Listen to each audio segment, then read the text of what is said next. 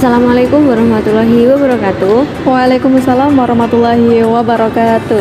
Alhamdulillahirrahmanirrahim. Kita kembali lagi di acara Tasqif Ramadan yang sekian kalinya bersama kita berdua. Sampai bosan enggak ya? Mungkin ya. Nah, siapakah kita gitu ya yang biasanya muncul ya?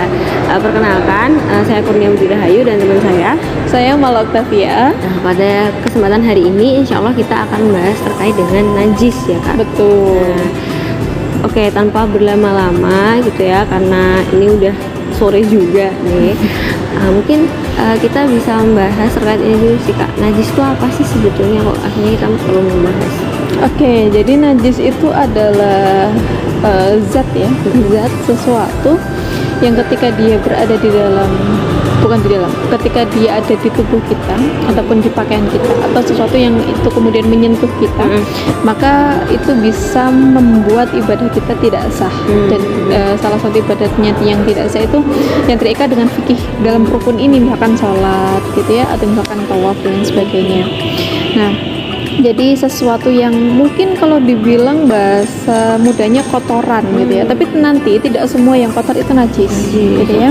Tapi yang pasti kalau najis itu pasti adalah kotoran yang ketika zat itu melekat di tubuh kita atau misalkan di pakaian kita, maka zat itu bisa membuat ibadah kita tidak sah. Gitu.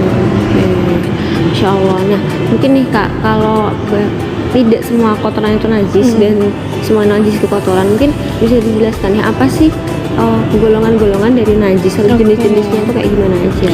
Jadi kalau kita bicara soal najis itu ada 3. Kita hafal. Yang pertama nanti akan ada najis mukhaffafah, kemudian mutawassithah, yang ketiga dan nanti ada mughalladhah. Nah, mukhaffafah itu adalah najis ringan, yang kedua mutawassithah itu najis sedang, mughalladhah itu najis berat. Nah, yang menggolongkan ringan, sedang, beratnya ini bukan karena besar kecilnya najis ya, bukan juga karena massa atau beratnya najisnya itu gitu ya. Kandungannya tidak, tapi yang menjadikan dia ringan, sedang ataupun berat itu adalah tata cara penyuciannya atau membersihkannya nanti gitu ya.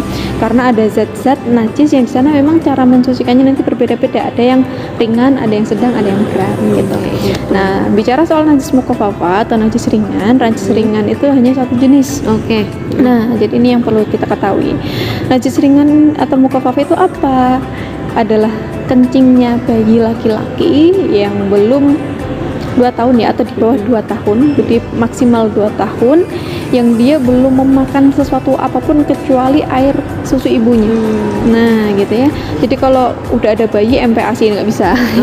Meskipun laki-laki. Jadi yang di bawah 2 tahun kemudian dia hanya meminum air susu ibunya. Misalkan ada bayi di bawah 2 tahun, ternyata dia sudah mengonsumsi, misalkan dikasih MPASI karena ibunya belum tahu misalkan gitu ya. Nah, gimana kencingnya atau pipisnya? Maka sudah bukan menjadi pipis yang najis mutawassithah gitu, mukhaffafah gitu ya, atau najis yang ringan. Nah, kemudian kita beralih ke najis mughalladhah. Nanti sisanya semuanya ke mutawassithah. Mutawassithah gampang gitu ya. Yang pertama ketika kita sudah tahu najis mukhaffafah, kencing bayi tadi, kemudian yang kedua adalah najis mughalladhah atau najis berat. Najis berat ini ada 2 ya, anjing dan babi. Nah, yang pertama anjing, seluruh bagian anjing itu adalah najis, mau rambutnya, liurnya ataupun apanya itu najis. Nah, ini bukan hanya anjing, tapi adalah anjing dengan seluruh keturunannya itu najis. Jadi misalkan anjing disilangkan dengan domba, kemudian lahirlah keturunannya anjing domba atau apalah namanya gitu ya, maka itu pun keturunannya menjadi najis. Nah, kemudian ada babi. Babi itu seluruhnya juga merupakan najis, baik rambutnya, liurnya, tubuhnya, segala macamnya dari babi itu adalah najis. Nah, maka ketika babi itu juga segala keturunan babi itu menjadi najis. Misalkan babi disilangkan dengan kuda gitu ya, terus lahir keturunan babi kuda misalkan, maka itu pun keturunannya juga menjadi najis bagi kita. Jadi anjing dan babi segala keturunannya ke bawah itu adalah najis gitu. Nah, sisanya seluruhnya adalah najis mutawassithah atau najis sedang. Nah, najis sedang itu misalkan apa? Yang pertama ada muntah. Misalkan kita muntah gitu ya dan sebagainya. Kemudian ada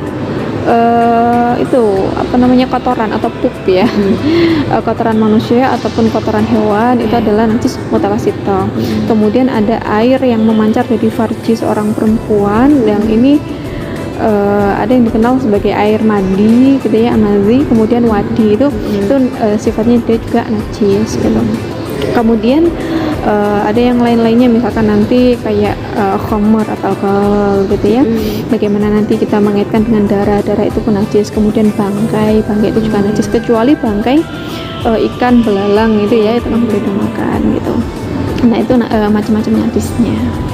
Kalau yang kotor tidak seluruhnya yang kotor itu najis. Misalkan begini, kita kotor tapi kotornya karena tanah. Nah tanah itu tidak najis karena tanah itu sifatnya adalah suci. Seluruh buminya Allah itu adalah suci. Semua tanahnya Allah itu adalah suci.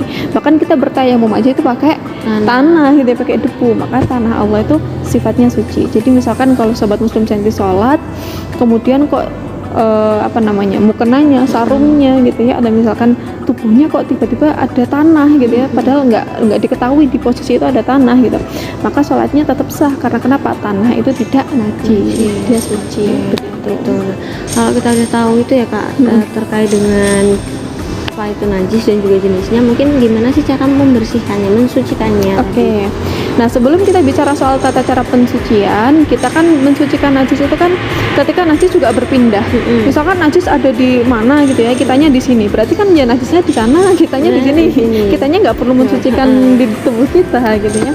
Tapi najis itu bisa berpindah ya. Jadi sobat muslim saintis, najis itu bisa berpindah. Bagaimana kemudian syarat pindahnya najis? Najis bisa berpindah ketika medianya itu basah. Nah, jadi kalau kering ketemu dengan kering, maka najis itu tidak berpindah. Nah, tapi kalau kering ketemu basah, salah satunya basah atau kedua-duanya basah, maka najis itu bisa berpindah. Misalkan begini, kita jalan gitu ya, kemudian di jalan itu ada kotoran ayam, tapi sudah kering. Kotoran ayam udah betul-betul kering gitu ya, sudah berhari-hari kena sinar matahari gitu. Kemudian kita jalan, ternyata jilbab kita, gamis kita itu menyapu gitu ya, kena tanah. Nah, ternyata kemudian menyapu kotoran itu. Nah, tapi jilbab kita, gamis kita dalam kondisi kering, kotoran juga dalam kondisi kering. Maka gimana? Tidak najis jilbab kita atau gamis kita. Karena kenapa? Kering bertemu dengan kering. Beda kondisinya kayak misalkan begini, kotoran ayamnya tuh baru fresh gitu ya, baru keluar gitu ya. Kan masih basah. Kemudian jilbab kita, gamis kita itu kering. Ya, kemudian jalan gitu, ternyata kesapu kotoran yang basah tadi. Meskipun jilbab kita kering, karena kotorannya atau najisnya tadi adalah basah, maka jilbab kita menjadi najis. Karena kenapa? Basah tadi gitu ya. Atau sebaliknya, misalkan kotorannya kering, tapi baju kita, jilbab kita tuh karena habis kena hujan misalkan gitu, bawahnya basah, terus menyapu kotoran yang tadi kering, menjadi najis juga. Karena kenapa? Meskipun najisnya kering, baju kitanya basah. Jadi salah satunya basah. Atau misalkan kedua-duanya basah, sudahlah bajunya kita basah, kena kotoran yang juga basah, semuanya najis gitu. Nah, cara membersihkannya gimana? Yang mukhafafah ini mudah. Gimana? Cukup memercikkan air ke bagian yang kena najis. Misalkan nih, Kak Kurnia gendong bayi, adik keponakan sepupu atau siapa gitu ya, baru umur 1 bulan. Ternyata kemudian yang dikonsumsi hanya ASI ibu. Terus anaknya laki-laki, bayi laki-laki umur 1 bulan cuma minum ASInya ibu, pipis di pangkuannya Kak Kurnia. Cara membersihkannya gimana? Nggak usah ganti baju, sebetulnya bisa gitu ya. Cukup dipercikkan air di bagian yang itu dikenain pipisnya si didik bayi tadi gitu sampai merata. Cukup kayak gitu sudah gitu ya, sudah suci, sudah selesai. Bisa digunakan untuk sholat, bisa digunakan untuk berzikir dan sebagainya lagi gitu. Tapi mungkin kalau di kehidupan kita ya itu agak kurang nyaman mungkin ya. Jadi kalau ya meskipun itu bisa dipercikkan dengan air gitu, tapi kadang ya udahlah dilepas terus ganti baju yang lain gitu ya. Itu pun sebenarnya ya tidak masalah. Tapi kalau mau mengamalkan perintah fikih ini ya cukup dipercikkan dengan air pun nggak masalah gitu. Terus sholat dengan kondisi baju basah gitu ya, karena tadi kena percikan air ya tidak masalah karena posisinya suci. Itu kalau mukhafafah. Kalau mughaladah Kak? Kalau mughaladah dan mutawassithah ini agak lebih naik level lagi gitu ya. Nah, kalau mutawassithah dan mughaladah ini langsung saya gabung jadi 2 gitu ya. Mutawassithah itu nanti cara membersihkannya adalah dengan disiram, diguyur. Nah, tapi tidak ada batasan seberapa banyak mengguyurnya. Asalkan warna, rasa dan bau dari najis itu sudah hilang. Nah, jadi misalkan tadi ya, misalkan kita jalan terus jilbab kita ternyata kena kotoran, maka silakan diguyur atau disiram dengan air di bagian yang tadi kena najis. Kalau sudah diguyur satu kali kok sudah bersih, ya sudah gitu. Ternyata satu kali belum bersih, 2 kali, 3 kali sudah cukup gitu ya. Tidak sampai kemudian harus 3 kali, harus 7 kali, enggak.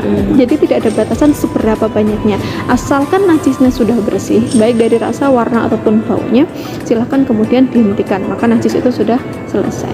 Dan membersihkan najis ini dengan air yang toharah mutahharah ya, dengan air yang suci dan mensucikan, tidak dengan air suci. Maksudnya ada air suci tapi tidak mensucikan, misalkan air sabun itu suci tapi tidak mensucikan, atau misalkan air teh itu suci tapi tidak mensucikan, susu, kopi dan sebagainya itu suci tapi tidak mensucikan. Jadi kita menggunakan air yang suci dan mensucikan. Kemudian ini juga yang menjadi notice bagi kita ya, ketika kita sedang mencuci pakaian. Jadi kalau pakaian kita kena najis, itu jangan kemudian langsung dicampur jadi satu, dibrek gitu di dalam satu bak yang ada. Nah nanti kalau kayak begitu najisnya tidak akan hilang. Nah caranya gimana? Kalau memang air di rumah kita, di kos kita itu minim gitu ya, terus kemudian kita pengen nyuci, ternyata najisnya banyak, maka kumpulkan dulu baju yang kena najis di dalam satu bak. Kalau airnya sedikit, siram. Jadi yang didatangkan adalah airnya, bukan najisnya. Bukan kemudian ada air di dalam bak kemudian najisnya kita datangkan atau bajunya kita datangkan. Kalau seperti itu maka airnya akan menjadi bernajis. Tapi kalau airnya yang didatangkan maka itu akan mengguyur najisnya. Jadi meskipun ini hasil akhirnya kok kayaknya ya sudahlah rendeman gitu baju ya. gitu ya, mungkin hasil akhirnya sama, tapi proses itu yang kemudian membedakan mana yang mensucikan, mana yang tidak mensucikan. Maka hati-hati sobat muslim saintis ini, kalau mencuci jangan asal mencuci, karena ada yang mencuci cuma sekedar membersihkan kotoran, belum membersihkan najis. Ya. Mau dicuci pakai air sabun seberapa pun, tapi kalau najisnya belum disucikan, belum suci. Jadi hati-hati. Kemudian yang terakhir adalah najis mughalladhah atau najis yang berat, besar gitu ya. Caranya gimana? Nah kalau yang ini baru ada syaratnya, berapa kali basuhan dan ada apanya. Jadi kalau di najis mughalladhah itu baru ada syarat 7 kali, harus 7 kali, nggak boleh kurang dari 7 kali. Dan salah satu diantaranya harus ada tanah atau pasirnya. Kalau nggak ada tanah atau pasirnya, mau dibilas 1000 kali pun najis tetap akan menjadi najis. Berarti itu syaratnya ya. Syaratnya gitu. 7 kali ada pasirnya, ada tanahnya. Mau diurutan kayak mau diurutan dimanapun boleh. Tapi afdolnya adalah ketika tanahnya itu disiramkan di bagian yang pertama-pertama, sehingga air-air yang berikutnya itu akan membersihkan. Masa kita yang terakhir dikasih tanah kan jadinya lebih kotor lagi gitu ya. Dan seberapa banyak tanahnya, segenggam pun sebetulnya cukup, tidak harus sampai satu bak tanah gitu, enggak gitu. Masya Allah, ternyata kayak gitu ya ketika kita bahas najis ya, lumayan panjang juga gitu ya, tapi semoga teman-teman juga bisa memahami.